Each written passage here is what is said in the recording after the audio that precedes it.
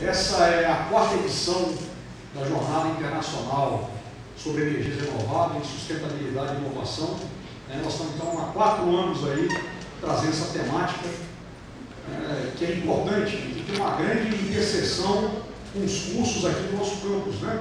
Então, todo curso está diretamente ou indiretamente ligado a essa questão fundamental que é a energia renovável, a questão da sustentabilidade e a inovação. E ao promover um evento como esse, nós estamos reafirmando o papel fundamental que tem esse campus na nossa comunidade, né, na sociedade aqui do Noroeste Fluminense. E aqui vocês são o objetivo fim desse campus.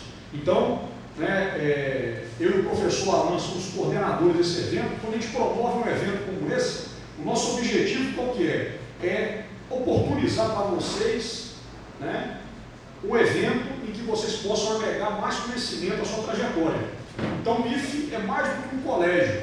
O IFE é o Instituto de Educação, Ciência e Tecnologia. E a gente está aqui hoje trazendo, né, palestras, né, com pessoas extremamente experientes, como vocês vão ver aqui, né, a partir de agora, com a palestra do professor Eliabe, às 18 às 19 horas, também com outros especialistas. Então, eu queria dizer que esse evento é para vocês. É para vocês terem o quê? A nossa escola é mais do que sala de aula. A nossa escola, ela oferece para o nosso aluno a oportunidade de ir além e de aplicar o conhecimento que ele tem no nosso dia a dia. Tá bom? Eu queria aqui agradecer ao professor Alan aí, que é o nosso parceiro na promoção desse evento. Mais uma vez está com a gente aí. Muito obrigado, professor Alan. Agradecer também a direção da escola pelo apoio que sempre dá. Aos nossos convidados aqui, o professor Eliabe está aqui agora, tem ainda o Christian e o Pérez que vão falar também para vocês logo em seguida, tá bom? Então eu queria passar agora a palavra para o professor Alan, para apresentar o nosso palestrante, o primeiro palestrante. Boa tarde a todos. Então, eu fui incumbido aqui de ser o moderador e apresentar um pouco o professor Eliabe, né? Aí, como o próprio professor Adriano falou, ele tem uma experiência vasta, né? Aí, como eu ia acabar pulando alguma coisa, eu trouxe minha cola aqui, né? Então, vamos lá.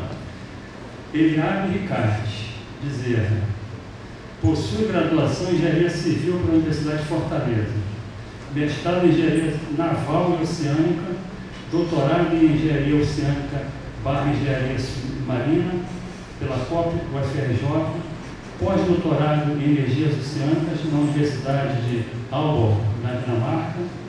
Possui experiência nas indústrias, já trabalhou nas indústrias, desenvolvendo muita parte de infraestruturas.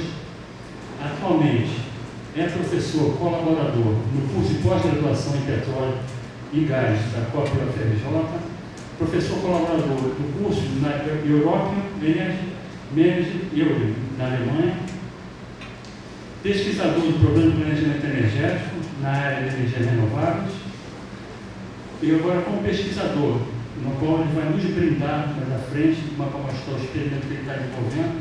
Já acho que uns 3 anos, né, que você está fazendo isso, mais ou menos isso. Como pesquisador, trabalha no desenvolvimento de tecnologias marinhas de conservação dos fenômenos de oceanografia, física e energia elétrica, ou na realização de trabalhos sem uso de eletricidade e na promoção da integração necessária a estes projetos de inovação.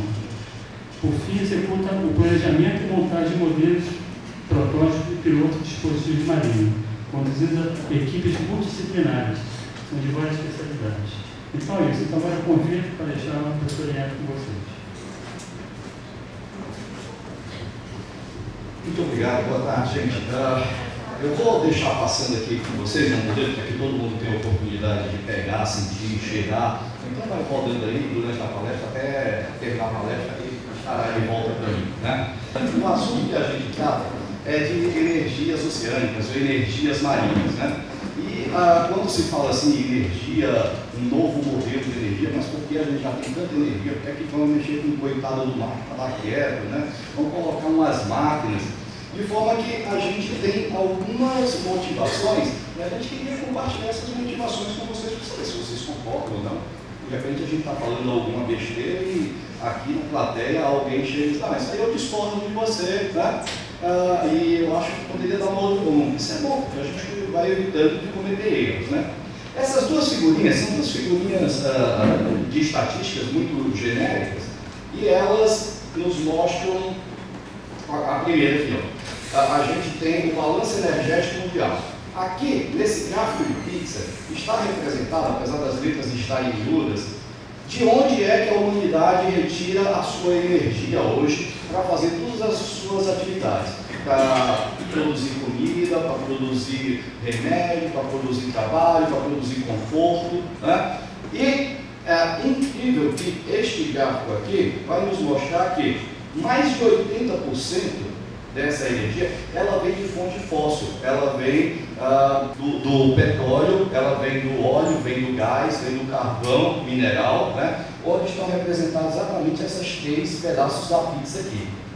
Portanto, menos de 20% da energia mundial vem de outras formas de energia, da hidrelétrica, da nuclear, das novas renováveis, né?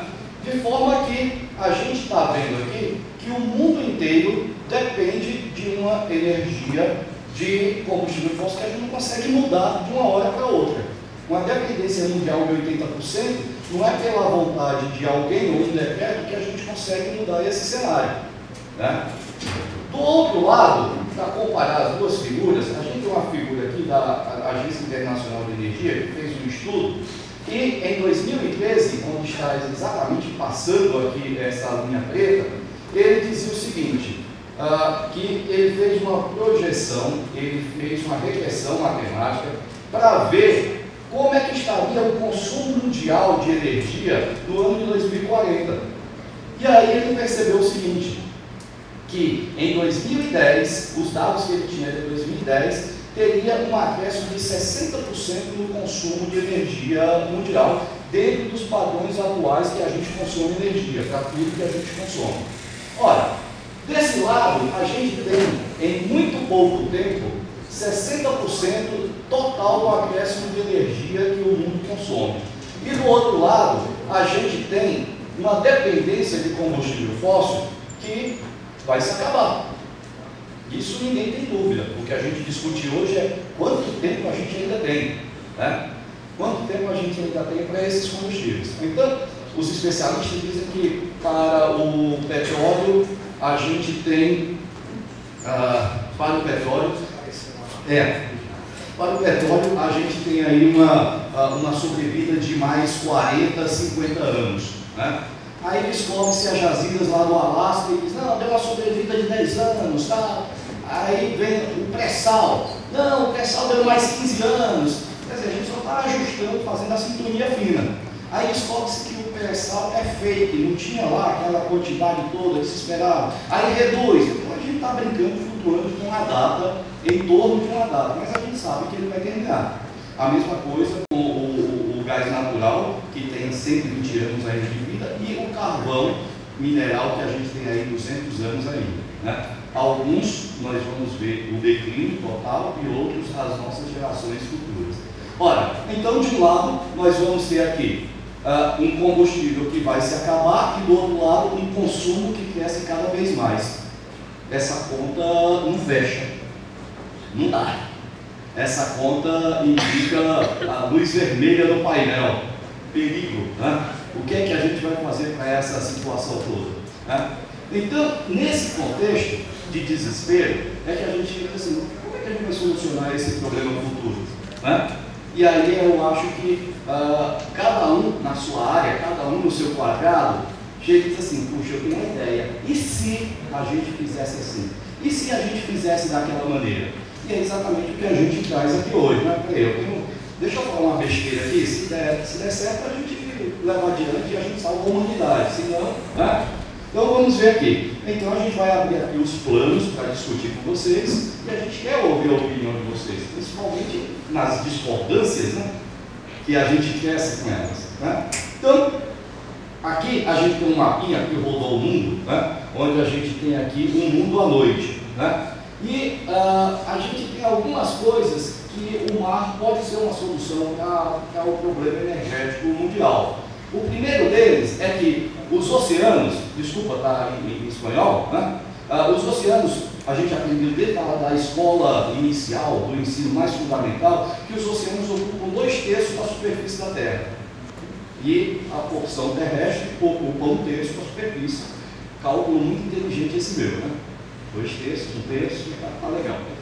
Mas olha só, se a gente usar uma regra de 3 simples de comparação, em 1/3 nós vivemos, exercemos as nossas atividades, né? Os nossos conflitos, né? Por bens, por posses, por todas as coisas. Então, se a gente usar essa regra de 3, há de se supor que em 2/3 eu posso ter muito mais coisa do que em 1/3. Né? Ou seja, em 2/3, se os oceanos ocupam 2/3 da superfície da Terra, me leva a pesquisar e a investigar se eu tenho realmente muito mais recursos energéticos, alimentícios, de todas as formas eu tenho muito mais recursos do que em 1/3. O que pode acontecer é que eu tenha a ignorância de não conhecer o meu mar. Hoje a gente vai na internet, tem lá o Google Earth, tem um botãozinho, a gente clica o Google Marte e o Google Lua. E a gente consegue navegar por porções de Marte e porções de Lua. Mas a gente não tem um Google Ocean, né? Aí não tem um Google que vai no oceano, mostrando a nossa pobreza de conhecimento dos oceanos. Mas se a gente usar essa lógica simples, há de se supor que em 2/3 eu tenha muito mais recursos de todas as naturezas do que somente em 1/3 do que eu tenho na face da Terra. Isso me parece meio lógico, meio óbvio, né? Não tem discussão quanto a isso, né? Segunda questão. 70% da população vive numa faixa de até 100 quilômetros distante da costa. E para vocês não acreditarem somente na minha palavra, eu trouxe essa figurinha, mostrando que o mundo à noite mostra as luzes acesas e mostra que essas luzes acesas estão formando o contorno dos continentes, ó, igual como no mapa. Eu só consigo fazer isso porque essas luzes estão intensamente ligadas na orla, intensamente ligadas na costa, comprovando que 70% da população mundial vive numa faixa até 100 quilômetros da costa. E isso é totalmente, para que a gente possa aceitar isso como uma verdade, é totalmente compreensível, porque a colonização dos continentes ela se deu pelo mar, pelas naus, né, pelas caravelas. E depois, durante muito tempo, todo o comércio se deu através dos navios, né? No Brasil, hoje, 90% das cargas que chegam no Brasil passam pelos portos. Então, mais do que nunca, justificando porque as populações estão tão próximas da costa. Mas o que é que isso tem a ver com a gente, com a energia? É que o consumo de energia estaria muito próximo da geração, né? Hoje, a gente tem Itaipu, que está na fronteira com o Paraguai, e que a energia vem até o Rio de Janeiro, vai até o Mato Grosso, vai até o Rio Grande do Sul, percorrendo distâncias terríveis. Enquanto que o mar, a população estando próxima do mar, eu estou próximo do consumo, né? Diminuindo essas distâncias de transmissão. Terceiro ponto, aqui está em espanhol, de um curso que a gente deu lá, mas, na verdade, a extensa área brasileira, né, a extensa costa brasileira. O Brasil tem 7.500 quilômetros de costa, isso significa praticamente todo o litoral atlântico da América do Sul. Claro, com a porção lá embaixo da Argentina, né, mas seria praticamente toda a costa. Então, um país que tem quase que meio continente inteiro só de mar, pensar no mar, em cuidar do mar e utilizar o mar para o bem dos seus cidadãos, eu acho que é uma obrigação, né? Eu acho que é muito mais do que, é legal, tal. Eu acho não, eu acho que a gente tem que conhecer o mar e entender como ele funciona. Segundo, né? A gente tem aqui uma convivência, né, com todos os outros países que, de forma, a gente consegue, no cenário futurístico, produzir e exportar energia. E o terceiro ponto é o mar territorial e o direito de uso. Isso, no Brasil, a gente traduz da seguinte forma, são aquelas 200 milhas náuticas que o Brasil tem direito. O Brasil, algum tempo atrás, chegou no litoral, passou uma linha de 200 milhas e disse assim, ó, esse território aqui, a Amazônia Azul, exato, esse território aqui, essa superfície do mar pertence ao Brasil, né? E esse direito de uso de mar, essas 200 milhas acrescentadas aqui dentro do mar, ela significa, ela é igual a metade do território brasileiro. Ou seja, a gente tem meio Brasil dentro do mar, né? Mas não basta chegar, fincar a bandeira e dizer assim, esse pedaço é meu, ninguém toca. Não. Para que a ONU respeite isso, essa porção de mar ela precisa se comprovar que ela é útil para aquela população. Ou seja, que a gente faz uso daquele pedaço, que a gente zela, que a gente cuida do ponto de vista ambiental, né? Tudo isso precisa ser comprovado, senão isso pode ser tomado, e a gente está aqui, às vezes a gente não tem noção, essa é uma luta diária que o Brasil tem para preservar esse direito de uso. Por exemplo, os barcos de pesca chineses, espanhóis, japoneses, que invadem as nossas águas à procura de pesca. Aí vai lá na ONU e diz, mas por que você invadiu? Não, eu invadi porque o Brasil não come pescado. A taxa per capita de consumo de pescado é baixíssima. Eu, chinês, eu como tudo. A perna de cadeira, se estiver dando mole, a gente põe na panela e cozinha, né? Então, como é que eu tenho uma população que come cachorro, que eu tenho que alimentar, como é que eu não vou pescar em outro lugar, porque o cara disse que o território é dele e ele não pesca? Então, é uma luta diária, né, que a gente precisa se apossar. Portanto, indo adiante, né, nos oceanos, a gente tem algumas formas que a gente pode tirar energia de alguns fenômenos, né, fenômenos físicos, químicos, né, dentre outros. E aqui a gente vai ver alguns que a gente vai fazer uma diferenciação. A primeira delas, das energias marinhas, que a gente poderia ver, são as ondas. Esse tipo de onda que a gente está falando é aquela onda que a gente vai chamar simplesmente de onda, aquela que o surfista pega. Ele passa o dia inteiro em cima da prancha, aí vem a primeira onda, ele não pegou, ele diz, não, eu vou esperar a segunda que vem ali, 10 segundos depois, está se formando outra onda ali, então eu vou esperar a segunda. Então, é isso que é a onda que a gente tem um nome científico de onda de gravidade. Um segundo recurso, e essas ondas, ela tem um potencial de energia da ordem de 10 terawatts, né?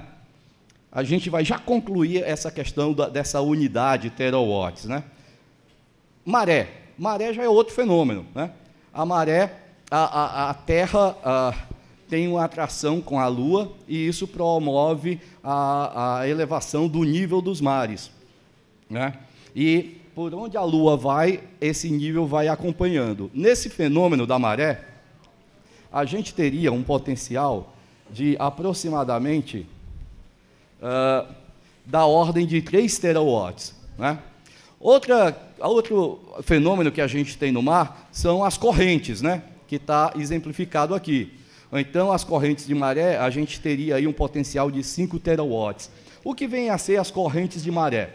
Um exemplo muito legal e muito claro seria o fenômeno amazônico da pororoca, né? A maré sobe e ela invade o rio, e vai aquela corrente rio acima, o mar invadindo o rio. Isso tem uma correnteza. E depois que a maré reverte o seu sentido, a gente vai ter o fluxo no sentido contrário. Então, esse fenômeno de corrente também ele pode ser aproveitado.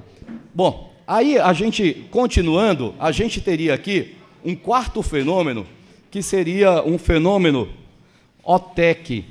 E aí o OTEC, ele vem de uma sigla em inglês, que diz assim, ó, conversão da energia térmica dos oceanos, né?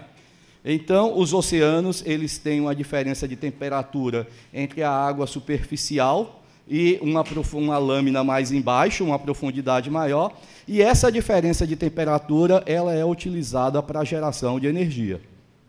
Outro fenômeno, que aí não só... E aí no OTEC a gente teria um potencial da ordem de 14 a 150 terawatts. Puxa, mas aqui foi tão cravado o número, né? E aqui a gente colocou uma amplitude tão grande, né? Isso é o seguinte, 150 terawatts é aquele verdadeiro potencial que a gente teria na superfície do planeta. Mais 14 seria aquele que a gente poderia utilizar sem prejuízo do meio ambiente, sem prejuízo das dinâmicas oceânicas, né? Outro bem conhecido seria a eólica offshore, e muito discutido, muito na moda, que simplesmente você pegar o fenômeno que você já conhece de energia eólica e explorar dentro do mar, onde o mar, por ser água e está sempre nivelada, ela oferece menores obstáculos para o desenvolvimento do vento. Ou então o vento ele chega com muito mais intensidade. Depois, a gente teria a solar offshore, que nada mais é utilizar o mesmo princípio de energia solar dentro do mar, através de algumas estruturas especiais. Isso a gente vai ver à noite. Por fim, a gente teria aqui dois mais, que seriam a diferença de salinidade ou energia osmótica. Você tem um rio de água doce que chega ao mar, que desemboca no mar, que tem água salgada. Então, você tem entre essas duas massas d'água uma diferença de salinidade, que pode ser utilizado também com um processo de osmose direta para fazer a geração de energia. E, por fim, nós teríamos aqui a biomassa marinha, que seria a utilização de algas e de outras formas que pudesse se transformar em biocombustível. Tá? De forma que aqui a gente fez um passeio das formas de energia que possuem nos oceanos, mas a gente vai se concentrar hoje muito mais aqui na energia das ondas. E a gente falava aqui dessas unidades, né? 10 terawatts, 3, tal, somando tudo aqui. Esse número é muito legal, porque se a gente olhar para o consumo mundial de energia hoje, ele não chegou a 2 terawatts. O consumo mundial de energia hoje está entre 1 e 2 terawatts. Portanto, só no mar nós teríamos algumas vezes mais energia suficiente para suprir toda a necessidade do mundo hoje na forma que ela utiliza, né? Então, são coisas inegáveis que a gente vem aqui apresentar em favor do mar, né? Ainda que a gente não veja ali na praia de Copacabana uma conversão de energia marinha, mas a gente começa a compreender que tem um potencial realmente que a gente pode fazer uso. Certo? Vamos, então, para a outra apresentação. Isso aqui é Nazaré das Farinhas, em Portugal. Aqui tem um surfista, né, que está descendo as ondas, rasgando aqui as ondas. E veja aqui, esse paredão, né? Agora, a gente sabe que aqui tem uma grande massa d'água, né? Se a gente estivesse num desenho animado, a gente pegava um serrotezinho e vai cortar aqui um cubinho, né? Como se fosse um cubinho de gelo, de 1 metro por 1 metro por 1 metro. 1 metro cúbico. A gente vai cortar aqui esse cubinho de água, né? Esse cubinho de água, de 1 metro por 1 metro por 1 metro, ele tem 1 metro cúbico de água, portanto, se eu aplicar a densidade da água, eu vou ter 1 tonelada, né? Só nesse cubinho que eu tirei. Quantas toneladas eu tenho aqui nessa parede, né? Não tem resposta exata, não, e ninguém vai calcular. Só que estes cubinhos de 1 tonelada, vários cubinhos, estão em movimento, em direção ao mar, em direção à Terra, né? E aí eu tenho aquele princípio da física, que eu sei que vocês conhecem, que é o princípio do trabalho, né? Que é massa vezes deslocamento, né? E aí eu tenho energia. E é esse o princípio de ondas que a gente vai trabalhar, né? Então, as ondas, elas nascem da seguinte forma, né? O Eolo, aqui, o deus do vento, né, tem lá uma superfície lisa, que não tem nada, imagine que está tudo parado, que nem uma piscina, né? A água totalmente estática. Ou então o vento vem e, numa fase inicial, ele conturba a superfície do mar, né? Ele bate no mar, ele não é poético, como diria Castro Alves, soprando, não. Ele bate, ele surra, aí o mar se deforma. Quando o mar se deforma, faz ondulações, pequenas ondulações, e este vento, se intensificando, ele vai e aumenta, já que o vento está batendo nessas paredinhas, ele vai aumentando e assim ele vai fazendo com que a onda cresça, né? Bom, e aí a gente tem... Só que este local, aonde a onda nasce, né, ela está a quilômetros de distância do continente. Aqui a gente tem alguns desses pontos, ó, esses pontos amarelos aqui, são os anticiclones de cada continente, e o principal sistema que contribui para a formação das ondas no Brasil está aqui nessa distância entre o Brasil e a África. E você pode ver que a intensidade muda através da cor, conforme vai mudando a estação climática, conforme o ano vai caminhando, né? Então, a gente está aqui dizendo aqui que as ondas que são geradas aqui, elas viajam até atingir a costa onde a gente está, né? Só que esse fenômeno aqui, os oceanos, eles funcionam como acumuladores de energia eólica, já que o vento estava soprando sobre a superfície do mar. E aí, a grande vantagem é que ele tem um grande acumulador. Toda esta área aqui está acumulando energia do vento e transformando em onda. E é essa a grande vantagem da energia das ondas. Você não precisa fazer armazenamento de estoque de água para poder gerar energia. Ela já está estocada. Isso aqui já é um acumulador, né, onde todos esses ventos aqui que atuam nessa região estão gerando ondas.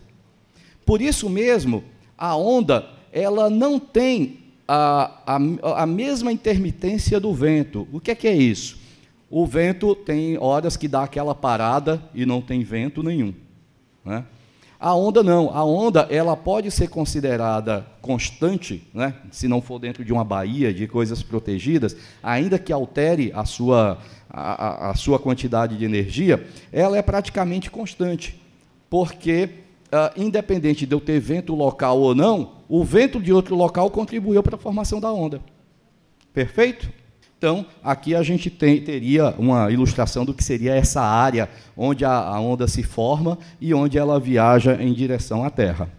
Ok? Portanto, a gente vai passar aquele filminho que eu estava testando antes aqui, para que tem uma pesquisadora que me acompanha sempre, e ela não pôde vir, a gente fez um filminho dela, e ela vai explicar aqui de onde vem a onda e como ela se forma, para a gente solidificar essa ideia.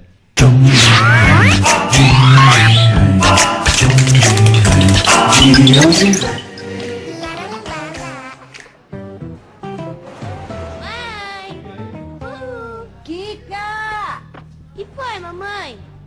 Olha a onda! Ué, mas de onde vem a onda? De trás de você, Kika! Ninguém entende as minhas perguntas. Eu entendo, Kika. Aí, ó. Vamos até a superfície que eu explico essa onda. Ufa, que ondão! É, Kika. A maioria das ondas é formada pelos ventos. A força do vento bate na água que começa a balançar e fazer uma ondulação. Aí, o vento começa a empurrar esta ondulação que vai ficando mais alta, mais comprida e mais rápida. Pronto! Está nascendo uma onda maneira. Aí, ó. Mas para isso acontecer, o vento tem que soprar por um certo tempo e numa distância grande, que a gente chama de pista. Pista? A gente chama de pista o caminho das ondas. Sabe por que as ondas de uma lagoa não conseguem ficar grandes como as ondas do mar? Por falta de espaço para formar a tal pista. Mas como a gente está no mar e o vento está de lascar, a Kika vai surfar! Então você tem que ficar na área de arrebentação. Morou? Arrebentação? Arrebentação é o nome que a galera dá para o lugar onde as ondas se quebram. Em geral, a arrebentação fica perto da praia, onde a galera fica remando na prancha esperando uma onda maneira. E por que as ondas quebram? A onda vai crescendo, vai engordando e conforme ela se aproxima da praia, o mar vai ficando mais raso e a onda mais alta, até que ela perde o equilíbrio e arrebenta! Eu também tô arrebentando peixe! Você está na crista da onda, Kika! Crista? Crista é o ponto mais alto da onda, Kika! E quando essa onda vai acabar, peixe? Quando ela chegar bem perto da praia e chega na areia, Kika! Valeu, peixe! Até mais, Kika! Que onda é essa agora, hein, Kika? É, o mar não tá para peixe não, viu? Ô mãezinha, eu estava na arrebentação e peguei uma tremenda onda que o vento formou, e depois empurrou, e depois se quebrou. E sua filhinha surfista entrou numa pista, ficou bem na crista e arrebentou, entendeu? Entendi, Kika. Mas de onde vem tanta malandragem, hein? Se eu contar, você não vai acreditar. Um tchauzinho maneiro e até o programa que vem com mais um De Onde Vem? Alguma dúvida até aqui? Alguma pergunta? Qualquer momento podem intervir para que a gente possa fazer uma coisa aí bem dinâmica. Então, o que acontece? Então, a gente viu lá que a onda nasce lá no meio do oceano, né, numa meia distância entre África e América do Sul, né? E aí ela vem viajando por distâncias, aí até que ela vai se aproximando da costa e vai encontrando um solo mais raso, mais inclinado, até chegar à beira do mar. Então, a onda, ao chegar aqui, né, ela vai pegar esta rampa e ela vai escalar essa rampa, né? E à medida que ela vai perdendo profundidade, a onda vai se sobressaindo, né? Ela vai se deslocando, ela começa a aparecer além do nível do mar, que é a onda que o surfista pega e é aquela que a gente vê, né? Que a gente poderia julgar que aquilo era a onda. Não, aquilo é a morte da onda, é o final da onda. Então, ela vai se sobressaindo, e ela vai se elevando tanto da linha do nível médio do mar, da linha do nível do mar, que essa matéria, a água, não se sustenta, né?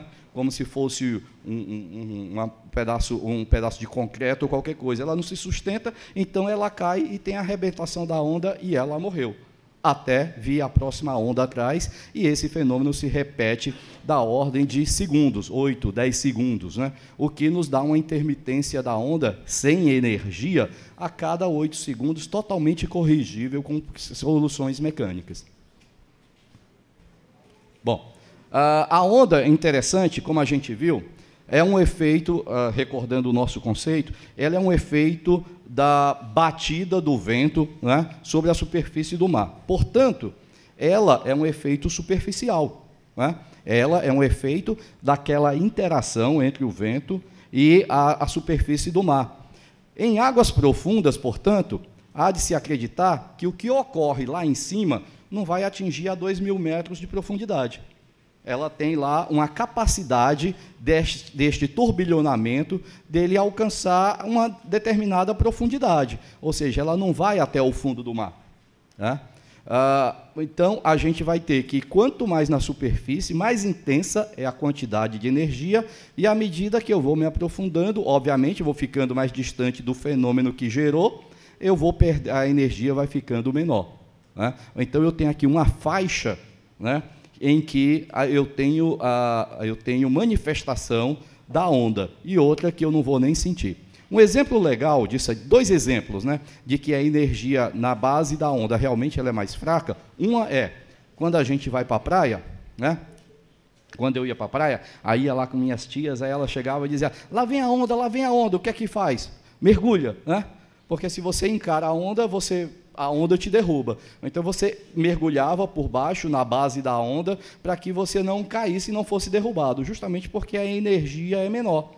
E outro foi no tsunami da Indonésia, em 2005, que tinha um casal de brasileiros que foi passar férias lá na Indonésia, e eles pegaram um barco nativo e foram fazer mergulho, né? E quando eles foram fazer o mergulho, tinha lá um local paradisíaco, onde o barco foi, e eles mergulharam e o barqueiro ficou lá em cima, né? Não, o barco ficou ancorado e o barqueiro ficou, inclusive, lá embaixo. E aí teve o tsunami, eles estavam lá embaixo, estavam na base, lá no chão, mergulhando. E aí eles sentiram lá um movimento lá qualquer, aí eles, legal, voltaram para o barco. Quando voltaram lá, olharam assim, o barco não estava mais lá, olharam aquela paisagem paradisíaca, era um tremendo favelaço, era uma coisa tudo destruída. Eles disseram: fomos enganados, né? Puxa, e agora? Quando chegaram em terra, descobriram que tinha passado um tsunami e eles escaparam porque estavam na base da onda, né? Provando mais uma vez que o maior potencial de energia ela está na superfície da onda, na superfície do mar. Quanto mais acima, mais energia. Que bonito, olha que tubo. Bom, então a gente já viu essa questão. A gente vê aqui potencial energético das ondas. Esse é um mapa genérico que dá onde a onda ela tem mais energia, onde ela é mais intensa. E como um mapa genérico de uma única olhada, ele deve, assim, também ser entendido, né? Não se deve imaginar que a gente vai fazer um projeto científico com base em uma figura, mas ele mostra aqui que aqui os cabos, né, Cabo Horn, Cabo da Boa Esperança, são aqueles locais onde tem uma maior intensidade de energia, as ondas seriam mais fortes, né? Mas, em compensação, esses locais, apesar de terem energias mais fortes, eles variam muito na intensidade de energia por conta das estações climáticas. Se você vai aqui para Comandante Ferraz, que é a nossa base aqui na Antártica, né, a gente vai ver aqui que durante o verão, o nosso verão, isso aqui é um espelho, quase não tem manifestação nenhuma, de fluxo nenhum, de tão calmo que é. Mas se você vai no inverno, você vai encontrar ondas altíssimas e fortes aqui, né? Então, há uma variação muito grande sazonal ao longo do ano, né? Uma variação por conta das estações climáticas. Mas, à medida que a gente vai chegando na região equatorial, eu não tenho, como se diz lá no Nordeste, é verão o ano inteiro, né? Então, o ano inteiro é verão. Essa constância me dá um clima também constante, o que me faz com que essas ondas sejam mais regulares do que estas ondas que estão aqui. Ou seja, em outras palavras, se eu vou fazer um aproveitamento de energia das ondas aqui no sul, o melhor é que eu fizesse no inverno ou próximo do inverno, porque eu vou ter ondas intensas. Mas aqui, como o clima é constante o ano inteiro, significa que o ano inteiro eu poderia fazer uma exploração de energia, né? E isso é muito importante no mercado de energia, que é a questão da regularidade. Porque quando a gente vai fazer um empreendimento, ou a gente chega em casa, a gente vai ligar lá, recarregar o celular e diz, eu não posso recarregar porque hoje é um dia que não tem onda, ou um dia que não tem vento, ou um dia que não tem sol. Ninguém quer saber disso. A gente quer saber de ter a energia. Ela tem que ter comercialmente viável, né? Então, por isso, a questão da regularidade é importante, porque no mercado de energia vale aquela energia que a gente tem para oferecer. Como, da mesma forma, se eu captasse energia do raio, eu ia dizer assim, você quer comprar energia para fabricar lá os teus produtos. Aí eu digo assim, não, eu não tenho hoje, mas no dia 23 de julho, eu vou ter energia do dia 23 ao dia 26, está legal? Ou então você, indústria, se programa para receber energia somente nesse período. Não é assim que funciona, né? Ou então a regularidade é fundamental. E aqui a gente tem uns modelinhos de energia das ondas que são explorados ao redor do mundo. Eu vou passar o filminho de cada uma delas. Primeiro, eu vou passar, de cada uma delas, eu vou passar o desenho animado, né, o filminho em desenho, porque o desenho ele fala muito mais do que o filme real, porque a gente consegue, no filminho, ver a profundidade, a maquininha funcionando por baixo, numa real a gente não consegue. Mas eu vou passar para poder mostrar que realmente ela está presente. E alguns filmes são muito prolongados, alguns gostam de falar demais, e aí eu pulo essa parte do falatório.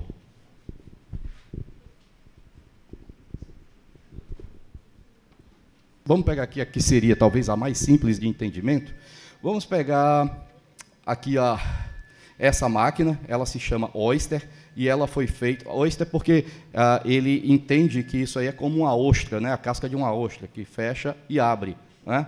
Então ele pegou o nome do inglês e colocou o nome de ostra. Ele é do Reino Unido, eu vou mostrar primeiramente o filminho, como dito, né? E Oyster, princípio. Tá, então olha, ele está aqui, esse paredão, e à medida que a onda chega, essa onda empurra essa chapa, né? E a gente tem um pistão aqui, onde ele vai bombear água em alta pressão. Essa bomba leva água para uma turbina Pelton, uma turbina convencional, muito mais pessoal de eletrotécnica está mais por dentro disso do que os outros, mas ela passa numas palhetas, essa palheta gira, que está conectada a um gerador elétrico, e aí gera eletricidade, né? Então, é esse o princípio de funcionamento. E como é que ele retorna? Porque a onda ela tem a crista da onda, que é a parte que tem uma massa maior, que é aquela que você elevou, mas tem a cava, tem a parte mais fraca. Então, ela é empurrada e, na parte mais fraca, o pistão faz um efeito mola para que ela se recomponha. Ela gera energia ela bombeia na ida e na volta. Na ida e na volta. Qual que é a potência de uma turbina dessa? Essa aqui ela está com 800 kW e ela está instalada no norte da Escócia, num sítio que foi feito para testes, um parque de testes, chamado Orkney, né, onde ele está instalada lá e está em funcionamento.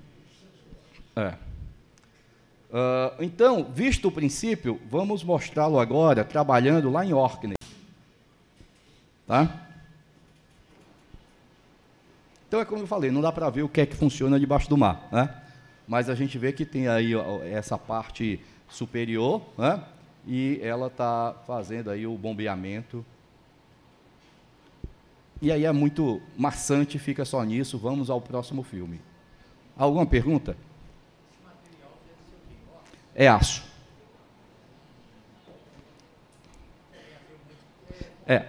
Não, assim. Não, sim e não. Vamos lá. A ciência naval, ela tem séculos de existência, como também o tratamento superficial de embarcações, de plataformas. Ou então o princípio é o mesmo, né? A gente está desenvolvendo uma máquina que a gente está fugindo do aço, porque, obviamente, que tudo isso aqui requer manutenção, tirada de craca, né, tirada de alga, que vai se impregnando. E a gente vai usar uma tecnologia aqui no nosso que a gente está fugindo disso tudo. Quando a gente falar da nossa máquina, a gente volta a falar do assunto. Bom, aqui está o oyster no mar, né? Agora vamos a outra máquina aqui, pegar a minha... vamos a um muito parecido com o oyster, se chama... Essa oyster fica muito distante da praia? Bom...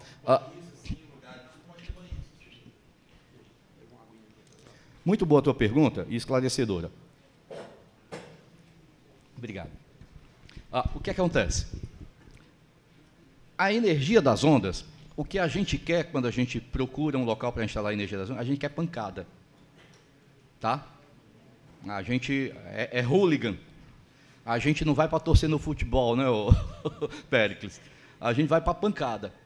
Então, o sítio que é bom para a gente não é bom para o banhista, não é bom para o lazer, não é bom sequer para o pescador, né? O pescador também não é maluco de ficar numa região hostil. É o que a gente quer. Então, nesse aspecto, a gente não tem conflito. Ok? Geralmente, quantos watts dá para sustentar uma cidade com essa... Ela é que nem a energia eólica, ela é modular. O que é que significa? Eu consigo fazê-la tão pequena ou tão grande quanto eu queira. O que é que eu faço? Eu multiplico o número de máquinas, né? Então, 800 kW, vamos lá, se a gente, isso daria para atender, no padrão brasileiro, se eu considerasse 1 kW, daria para atender 800 famílias, 800 casas, né? No padrão brasileiro. No padrão brasileiro, porque nem todo mundo tem ar-condicionado, nem todo mundo tem aquecedor, né? Nos países frios, as pessoas têm essas coisas.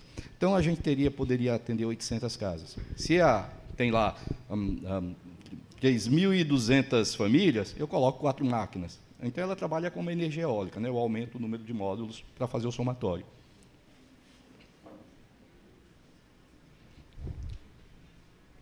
Sim. Aí a gente vai ver agora uma outra que se chama Wave Roller. Esse aqui é muito legal, porque o sujeito que inventou essa máquina aqui, do Wave Roller, ele jura que ele não copiou do Oyster, né? Mas é igual, quase que igual, né?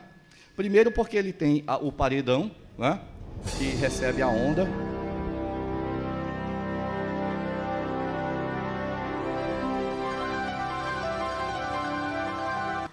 Ele tem o paredão que recebe a onda, mas aquela crista que aparecia no meio do mar, no oyster, ele cortou. Ele tirou e ele disse assim, a minha máquina é melhor do que o oyster porque o meu não tem inclusão visual, eu não consigo ver, né? A outra pessoa não consegue ver. Então, ele tem aqui o desenho, fazendo uma bateria, os módulos, né, de diversas máquinas, como é que funcionariam. E ele disse que se inspirou, como ele é mergulhador, ele se inspirou nas algas, né, que quando a onda passa, ela sobe e desce. Só que ele funciona também com o princípio de pistão, e ao invés de água, ele usa óleo em alta pressão. O pessoal da mecânica aí deve comer isso no almoço, no café da manhã, né? Então, ele usa como fluido de trabalho a ser pressionado o óleo e a geração está na própria máquina, não em terra como no outro. E não perde torque, não? Por não ter a boia lá em cima e... Bingo, exatamente. Eu sempre faço essa pergunta, né? Eu digo assim, qual o melhor dos dois, o Oyster ou o Wave Roller? Aí todo mundo fica em dúvida, né? Aí o pessoal ambiental diz assim, o Wave Roller é melhor porque não tem, ninguém vê, fica tudo escondido, né?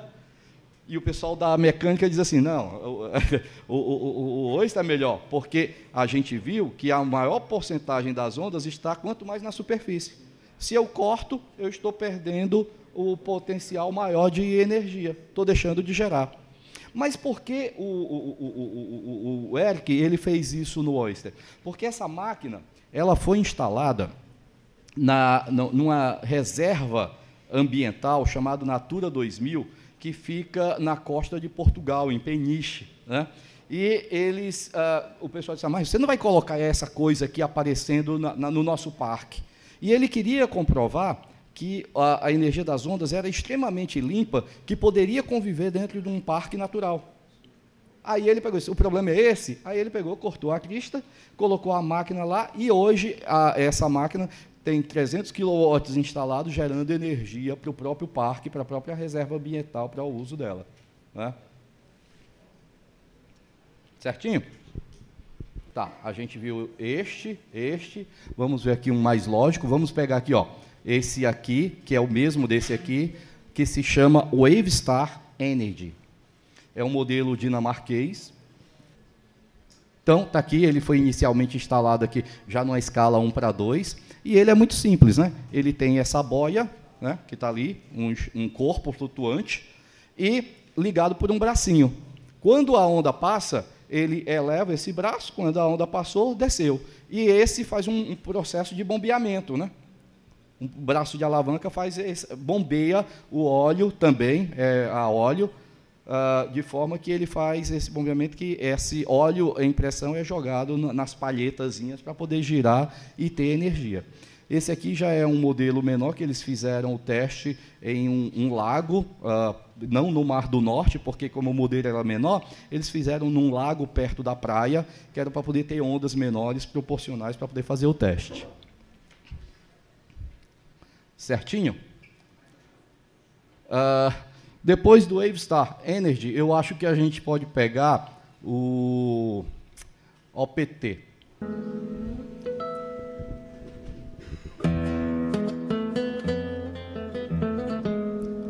Tá, música espanhola, porque ele foi instalado na costa da Espanha.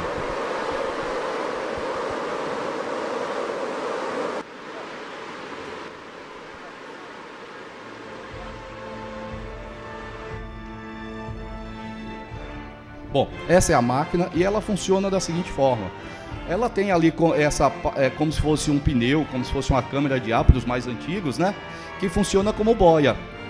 E esta boia, ela trabalha, tem um poste aqui no meio e a boia vai subindo e descendo ao longo, com esse poste segurando como referência, e à medida que ele sobe e desce, ele vai fazendo o bombeamento também de óleo, né? Para poder fazer a geração de energia, cujo óleo é passado pelo sistema. A Iberdrola é um dos gigantes das energias renováveis, principalmente na parte de energia eólica, né?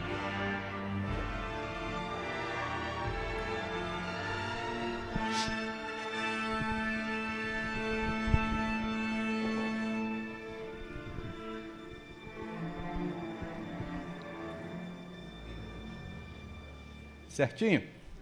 Agora vamos aqui para alguns mais complicadinhos, né? Olha, vamos chamar a atenção primeiro aqui para essa foto aqui do canto. Olha só. Então, você está vendo que a onda se deforma. Ela tem uma crista e uma cava, né? E aí os caras fizeram aqui um instrumento como esse aqui, chamado Pelamis. Pelamis é uma cobra d'água, né? Onde eu vou mostrar primeiramente o desenho animado do princípio, né? E depois a gente mostra o Pelamis no mar. Então, olha só. Quando a crista da onda passa, ela deforma esses corpos aqui que estão conectados por junções, né? Então, ela se deforma tanto na crista como na cava. Então, essa deformação alternada, ela também faz o bombeamento de óleo. Né? E aqui dentro a gente tem o fluido, né? Passando por uma turbina, chegando então a um gerador, trabalhando da mesma forma. Né?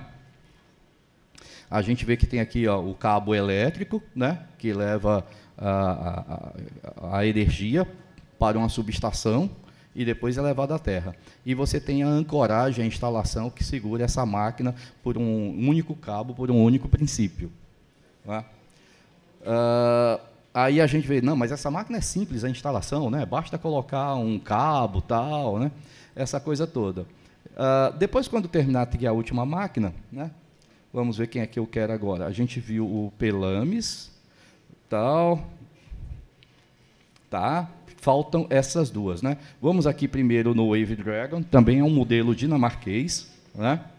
E essa eu vou pular algumas falas, principalmente que o cara está falando em dinamarquês, e de pouco interesse. Então vamos pular aqui alguma coisa.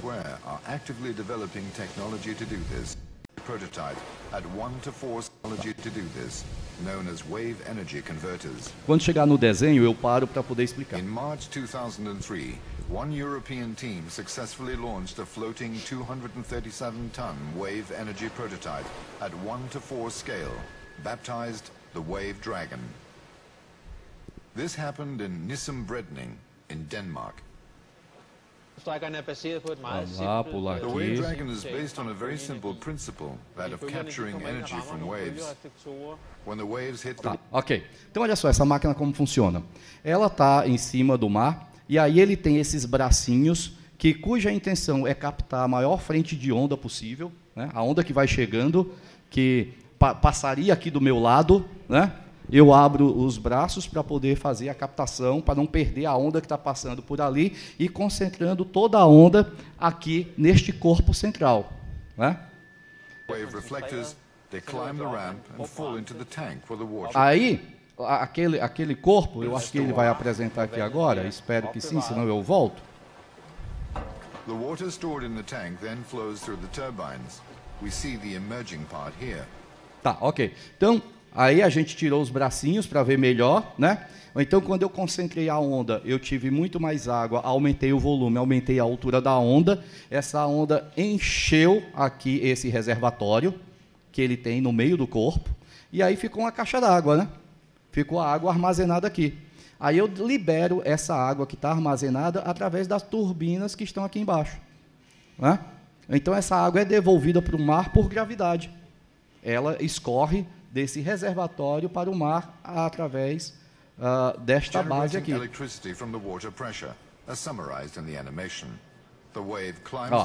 certo? Ó, a água entrou, passou pela turbina, está sendo devolvida para o mar. Perfeito? Então, esse é o princípio do Wave Dragon. E vamos, finalmente, para o Limpet. Está aqui o Limpet. Esse modelo, durante muito tempo, eu vou tirar o som aqui.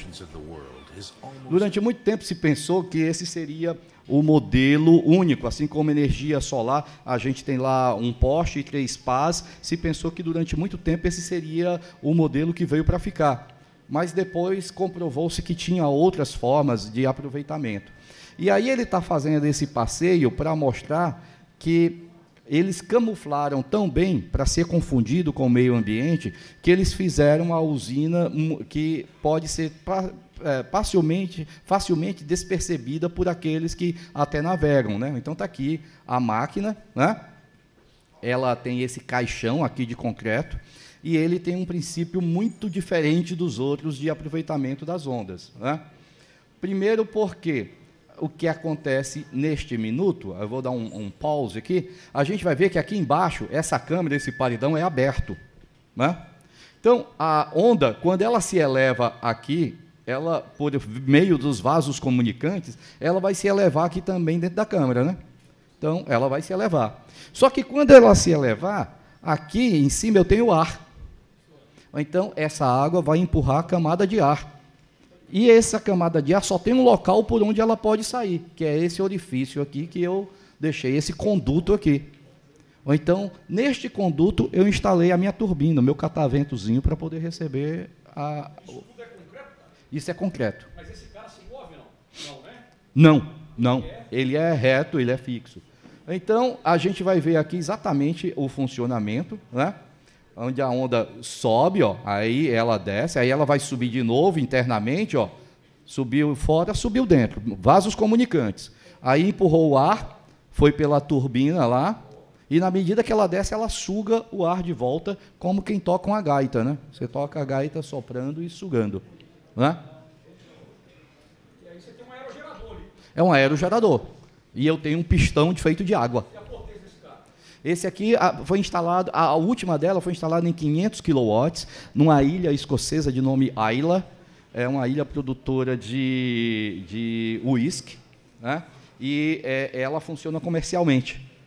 Ela contribui para o grid da ilha, para a rede elétrica. Ela deposita e aí a conta chega na casa do cliente normal, né? Certinho? Aí a gente viu aqui as máquinas, e aí tem aquela coisa de dizer assim, qual a melhor delas, né? Essa pergunta é fatal, né? Aí a resposta é simples. Eu vou mostrar com um exemplo. Quando eu era criança, toda criança quer ser herói, toda menina quer ser princesa, né? Eu também queria ser herói. Só que eu não queria ser esses heróis da pancada, né?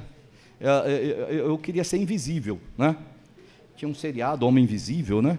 E eu queria ser invisível. Eu achava o máximo ser invisível, né?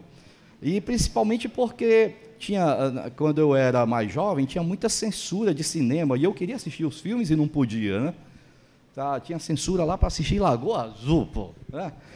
Então, assim, aí eu queria assistir, eu queria ser invisível. Outra coisa, eu sendo invisível, se eu saísse aqui da sala, me tornava invisível, vinha aqui e sabia quem é que estava falando mal de mim ou falando bem, quem era meu amigo, quem não era. Eu achava sensacional ser invisível.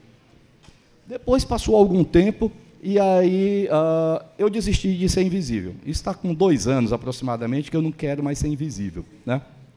Porque, mesmo sendo invisível, olha só, eu vou atravessar a rua, o carro não está me vendo, e sem maldade ele me atropela. Eu vou estar ali na porta, vocês, ao terminar a palestra, vão sair, vão me atropelar sem querer, porque não estão me vendo, né? Então, por que esse exemplo? Para dizer que toda situação tem a sua vantagem e a sua desvantagem. O que tem é o cenário adequado de aplicação de cada máquina dessa, né? Como o Oyster e o Wave Roller, né? Tem o cenário adequado onde cada uma funciona melhor. Depois dessa experiência, vamos sair então daqui. Então, o que aconteceu? De tanto rodar aí, todo mundo, quando inventa essas maquininhas, os caras chegam e dizem assim, vamos vender para a África e para o Brasil, né? Vamos vender para o terceiro mundo, tal. E depois de ouvir lá algumas vezes, eu fiquei meio saturado e disse assim, mas, cara, como é que você vai vender isso para o Brasil, se no Brasil a gente tem um clima completamente diferente, um clima tropical, uma profundidade de água diferente, a tua máquina não vai ser eficiente. E aí a gente decidiu chamar a responsabilidade para a gente de inventar uma máquina para as características Sim. Essas máquinas geram contínua ou alternada? Depende, o gerador é que você que coloca, né? Você faz lá o movimento, e o gerador que você escolhe é que você vai decidir se vai ser alternado ou contínuo. Estou certo, professor? Está correto? Mas a maioria, essas aqui que você viu, geram em alternada. Essas aqui geram em alternada. Então, a gente resolveu desenvolver uma máquina, né? A nossa máquina, ela tem essa configuração, está rodando aí com vocês aí o flutuador, né? Para quem não viu, pode tocar, experimentar, né? E aí, o que acontece? Essa parte vermelha, ela é o captador de ondas, né? Ou então ela é uma boia que flutua. E como vocês podem ver, aqui em cima tem um eixo, né? E aí, a gente decidiu colocar os equipamentos de geração aqui em cima, em seco, para poder usar equipamentos de mercado, de prateleira, para não ter que inventar estrutura mergulhada. Então, a gente tem aqui um corpo flutuador que faz a captação de onda, e à medida que esse flutuador sobe e desce, ele move o gerador que está aqui dentro, uma roda dentada, que vai movimentar o gerador elétrico que faz a geração, né? Agora, essa máquina ela tem umas características diferentes que a gente fez com relação aos outros. O primeiro delas é que, mimetizando o que foi feito no Wave Dragon, nós também colocamos refletores para poder captar a maior frente de onda possível, né? Então, a gente colocou esses bracinhos aqui, abertos até o nível do mar, a água está aqui nesse nível, né, para fazer a captação de água. Quando eu faço essa captação de água, eu crio um tubo Venturi, né, chamado tubo Venturi, que nada mais é, eu estou captando aqui uma grande área e estou reduzindo tudo para que passe aqui nessa área de seção transversal, que é bem menor do que essa outra aqui. Então, quando eu faço esse afunilamento, eu tenho um efeito de aumento da altura da onda, né, porque eu tenho mais água para passar pelo mesmo local, e o único local, espaço livre que ela tem para crescer é para cima. Ou então, eu aumentei a altura da onda, artificializei a onda natural e fiz com que ela aumentasse a altura dela. E segunda coisa que eu faço, como eu diminuí a área da seção transversal, eu aumentei a velocidade do fluido, né? Que nem eu faço com a mangueira, quando estou irrigando o jardim, aí eu aperto a pontinha para o jato ir mais rápido, né? Atingir do outro lado. Então, a gente conseguiu esses dois efeitos com a instalação dessa estrutura. De forma que eu tive um ganho, como é que se pensaria em mudar o meio ambiente e fazer com que a onda aumentasse de altura, né? Então, a gente bolou isso aí. A segunda questão é que toda essa estrutura, vocês podem ver feitos aqui em tubos, ela é uma jangada, né? Ela é cheia de ar, ou então ela é uma jangadinha, que a gente é feita no estaleiro, a gente pega do estaleiro, reboca, leva até o local de instalação. Quando chega no local de instalação, a gente abre as válvulas, estes compartimentos se inundam e ela desce e ela vai ao fundo do mar, né? Preciso tirar a máquina, descomissionamento, venho com o meu rebocador, com um compressor de ar em cima, injeto o ar, a água sai, fica com ar, ela flutua novamente, né? Então, com isso, eu diminuí sobremaneira a minha permanência no campo para a instalação, bem como responder à questão de comissionamento e descomissionamento. Se eu coloco no ar, eu tiro. Eu tenho a responsabilidade. Tá. A gente está trabalhando... tem algumas variantes, mas a gente trabalha numa distância, numa profundidade entre 10 e 20 metros. É uma faixa legal para a gente. Tá?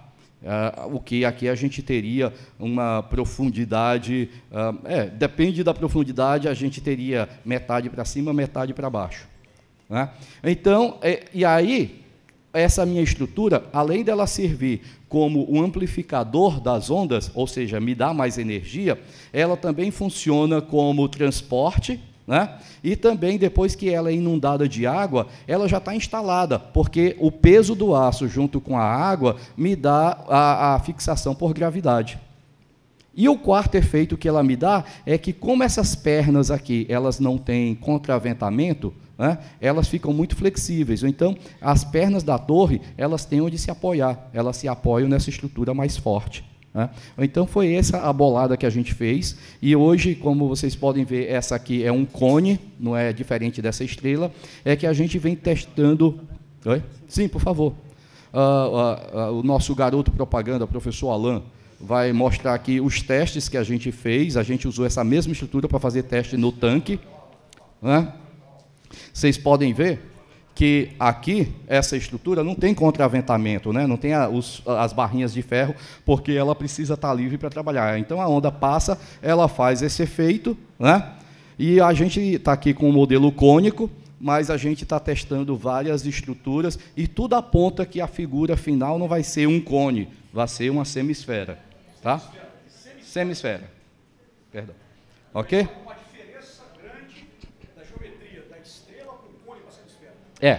E assim, mas a gente nunca descartou, por mais que uma seja mais eficiente do que a outra, a gente não descartou a menos eficiente. Porque eu tenho situações em que eu tenho assoreamento de praias, né? Eu tenho o mar comendo a porção de terra. E, nesta situação, a minha prioridade seria salvar a praia, não seria gerar energia. Ou então, eu tendo uma geometria menos eficiente, significa que ela vai captar muita energia da onda e vai gerar pouco, ou seja, ela vai amortecer o mar. Ou então, aí, de lambuja, como um produto adicional, eu gero energia. Ou então, mesmo ele sendo menos eficiente, ele não saiu do nosso catálogo, né? Se eu quero só o avanço do mar, eu estou tirando a energia das ondas de forma que ela não destrua a praia. Se eu uso uma figura eficiente, significa... Mas o mar está avançando, né?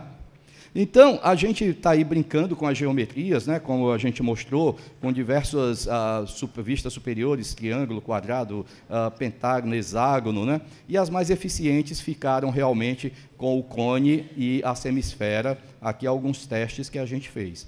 Aqui só o passeio dos testes que a gente fez em tanque oceânico, onde a gente mimetizou as ondas locais, né? E aqui uns filminhos que, pelo tempo, não vou passar, mas aqui no tanque 3D, onde aqui os meninos estão montando o teste. Obviamente que eu não molhei meus pés, né? Claro. Tinha quem fizesse. Não, mas isso é fascinante. Isso é fascinante. Não, mas é fascinante. Eu entro mesmo no tanque e tal, eu montei isso aqui. Olha os nossos tubinhos aqui, Alain. Ok? Então, aqui foram os testes que foram feitos no modelo maior, na escala, aqui está errado, é na escala 1:15, isso aqui tem 80 centímetros de largura, né? A gente foi para o tanque, imitou o mar, o que ele fazia, e a gente, hoje, a gente está trabalhando em algumas coisas que não são, usar a máquina não só para gerar energia. A gente está pensando assim, e se eu não gerar energia? Se eu for direto ao produto final? Se eu vou usar energia para ligar uma bomba hidráulica para ter água em alta pressão, por que é que eu não uso esse meu trabalho já para fazer o bombeamento, sem o uso de eletricidade?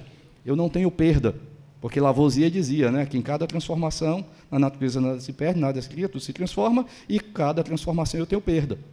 Então, se eu pulo essa etapa de geração de energia para chegar à eletricidade e depois para gerar o trabalho, eu tenho uma perda imensa nessa cadeia. Então, nessa situação, a gente está querendo dar o bypass na energia elétrica para ter logo o produto que eu quero. E aí a gente tem algumas brincadeiras que a gente vem fazendo, ó, eletricidade, aqui o bombeamento de ar comprimido, aqui a gente tem o bombeamento de água para irrigação, né, ou para piscicultura, aquicultura. A gente tem aqui o bombeamento de água em alta pressão para fazer a dessalinização sem o uso da eletricidade, né, dentre outros produtos. E a gente tem também aqui, falando de geração elétrica propriamente dito, como a gente tinha um espaço aqui em cima sobrando, né, a gente resolveu colocar uma turbina eólica de pequeno porte, fazendo assim o primeiro modelo híbrido de geração de energia de ondas e energia eólica. Ou, então, eu posso muito bem fazer aqui a geração elétrica e aqui embaixo eu fazer outro produto, água, transporte, bombeamento, climatização, outra coisa que não precise da eletricidade. Mas como toda planta precisa de eletricidade para monitoramento, para controle, eu teria aqui a minha energia dessa forma. E é nisso aqui que a gente tem as nossas pesquisas futuras, já que a máquina a gente chegou a um consenso da parte de flutuação, tudo, agora a gente vai trabalhar em todas essas aplicações, que é o que a gente orienta lá na COP. Aqui algumas coisas, alguns veículos elétricos, né? Ninguém imagina, mas um submarino é um veículo elétrico movido a bateria. Então, e é muito fácil bombardear um submarino, né? Porque eu sei onde é que ele vai aportar. Certo? Se eu tenho fontes de energias marinhas, eu poderia fazer a alimentação de um submarino em qualquer lugar, Trindade, Fernando de Noronha, sem necessariamente voltar para o rio, né? Então, algumas vantagens aí. E aí, a gente tem, vou só pular aqui algumas aplicações para água, que a gente está trabalhando agora, água potável, através da dessalinização de água, a mineração. Como eu faço a dessalinização? Eu separo sal e água. A água eu consumo, e o sal eu levo para as salinas para que eu possa ter a mineração do produto, né? o produto para irrigação, obviamente, né, que eu posso ter o bombeamento para levar essa água, e a carcinicultura, que é a parte de tratamento de camarão, né, fazendas de camarão, onde eu tenho movimentos de água, e, por fim, a indústria em geral para a utilização, né. Para a gente ter uma ideia, aqui é o consumo de água em geral na nossa sociedade, né? Onde a gente tem na uso doméstico somente 7%, as outras são todas desenvolvidas para agricultura, indústria e assim por diante. Quando a gente fala de dessalinização, sem o uso de eletricidade, do que é que a gente está falando? Esse gráfico, aqui essa parte azul, maior, ela está me dizendo que quase que 50% do custo da dessalinização de água é da eletricidade. Eu preciso de eletricidade para poder mover as bombas, para poder essa bomba fazer a água em alta pressão. Quando eu corto a eletricidade e a minha própria máquina faz o bombeamento, eu estou cortando 50% do custo operacional, né? Então, é nisso que a gente trabalha. Aí, dentro do tempo, muitíssimo obrigado, professor Adriano. Muito obrigado, turma. Qualquer pergunta?